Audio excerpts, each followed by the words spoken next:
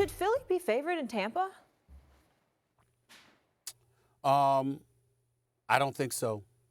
I don't like the way the Philadelphia Eagles have looked over the last 6 weeks. I do, however, like how Tampa Bay has looked. I think Baker Mayfield, for a change, needs to be given credit as the quarterback that succeeded Tom Brady, obviously playing for Todd Bowles. And with Tampa doing what it's doing, the NFC South wasn't that great, and it wasn't anything to brag home about. But I got news for you. Over the last 6 weeks, practically everyone has looked better than the Philadelphia Eagles. I don't recognize this team. Jalen Hurts has been turnover prone after being a runner-up for MVP last year. A.J. Brown is not 100% healthy. He got hurt in the last game of the regular season. Devontae Smith, we expected the combination of him and A.J. Brown to wreak havoc. That didn't happen over the last 6 weeks of the season. Your defense can't stop a cold, and particularly in the passing game. And I think the profound impact of losing both coordinators who got the head coaching jobs in Arizona and Indianapolis respectively, I think that has played a significant role in their demise. And I knew things was going to end up bad for them the minute they sat up there and put Matt Patricia back in charge of the defense. 1 minute he's a defensive coordinator and he's doing great. The next minute he's a head coach in Detroit and he's awful. And the next minute he comes back as an offensive guy in New England, and now they put him back in defense in Philadelphia. Makes no sense to me whatsoever.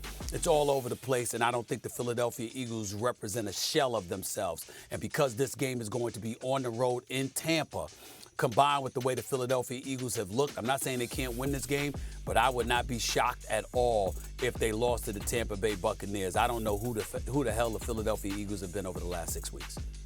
First off, Fat Rob and I had the Eagles under 11.5. Wow. Under 11.5. They were 10-1. We had Jacksonville over 9.5.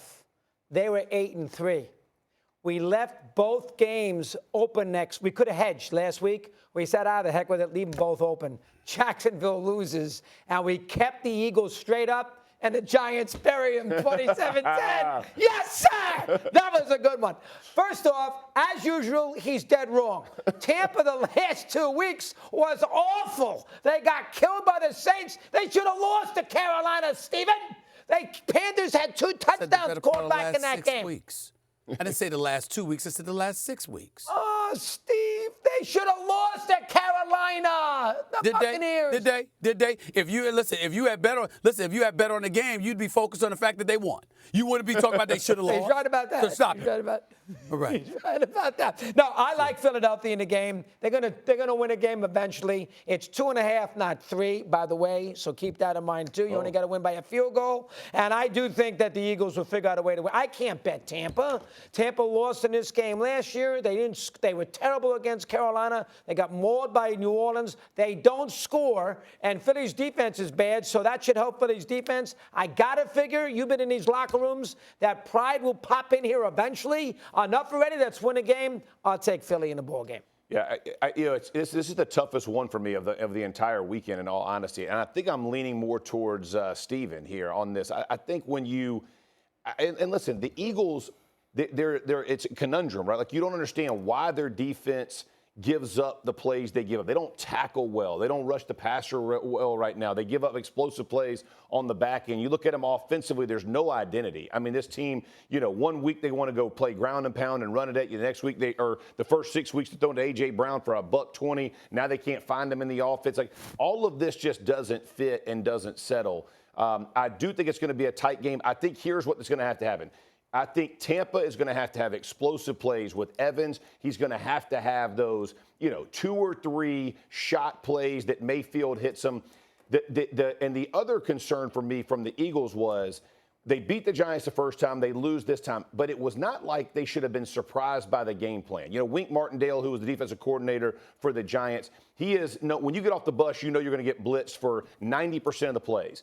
And it was like Philly didn't even have a plan in place to deal with the blitz. That was the part that shocked me the most. Was it almost looked like they studied for a French test and they were in history class, right? And it was just why? And none of it made sense. Now, can they fix it? Can they get it back?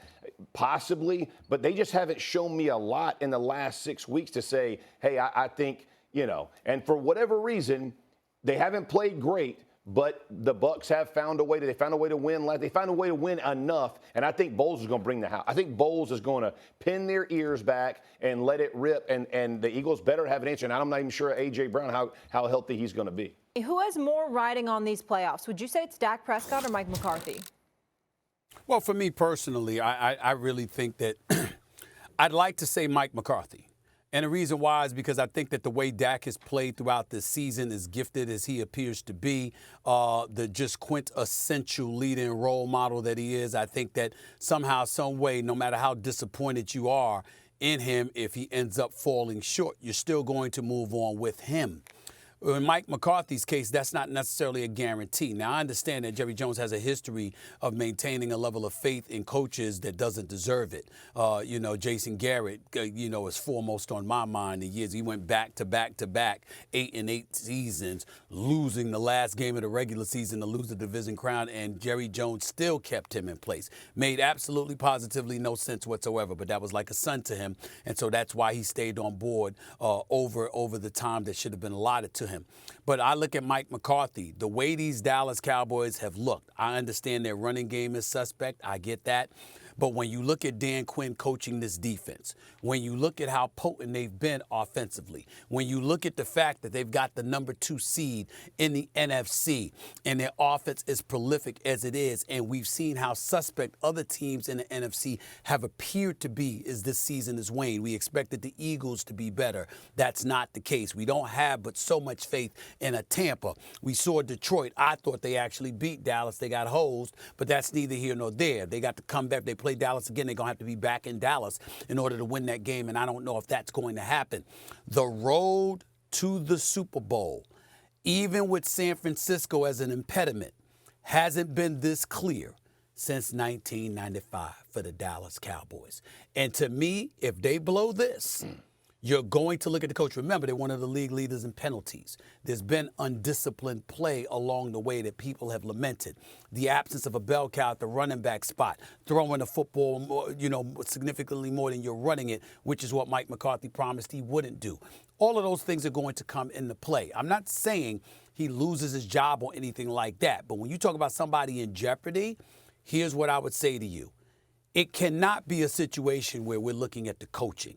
Somebody's got to mess up in a crucial situation. It's clearly on the player. We cannot find Mike McCarthy in a situation where you're looking at him and his team was ill-prepared. Otherwise, I think that we'll be singing a different narrative in weeks to come. I think McCarthy's got more pressure on him with Steve. Now, I like McCarthy. He's great in the postgame. Win or lose, he gives you some good stuff. He's a good guy.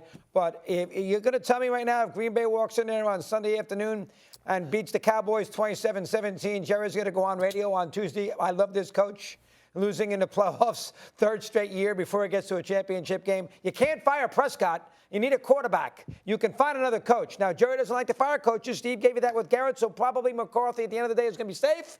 But if you're telling me if they lose to somebody prior to San Francisco, lose to San Francisco, it gets a break. If they lose a home game to Green Bay or the Eagles and they lose Bailey and he screws up, you're telling me right now you know for sure he's coming back next year?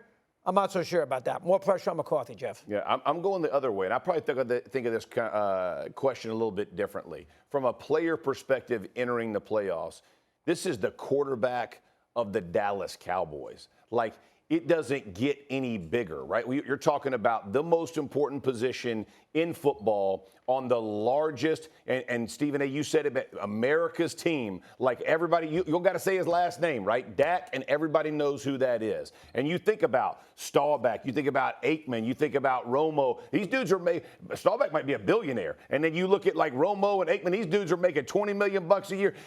It ain't because they played in some other town. It's because they played for the Cowboys, right? And so there is a lot that goes into being the Dallas Cowboys quarterback. And Dak Prescott has assumed that role. And here's why I would say there's a ton of pressure. Because this is the best he's played. Like when you look at the style and the way that he's playing, he is in full command of this offense. He's in full command of this team. He and Mike McCarthy are on the same page of the way they call it. And I understand they're not running it as much. I understand. But the best players, he got CeeDee Lamb, who is hot. Cooks has now gotten involved in the game. Ferguson is a big part, right? Now, their run game has struggled, and that might be what ultimately cost them. But when you think about Dak Prescott, they ain't going to worry about Tony Pollard. They're not going to worry that the offensive line don't play great.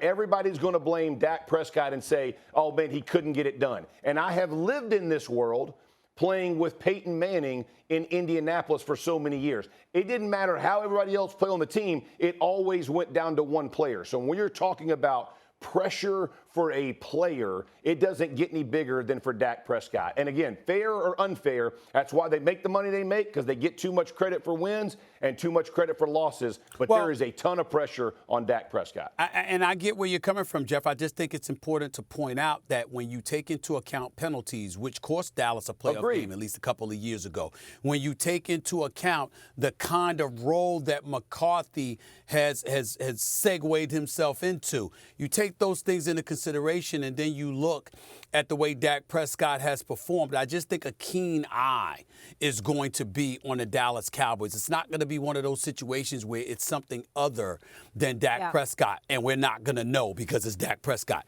This particular situation is going to be a microscopic eye on them brothers, and if he performs but Mike McCarthy doesn't, we're going to know. How about clock management? Yeah. McCarthy is awful with clock management. Yeah, Keep that in needs to mind. be rectified, the things you can control.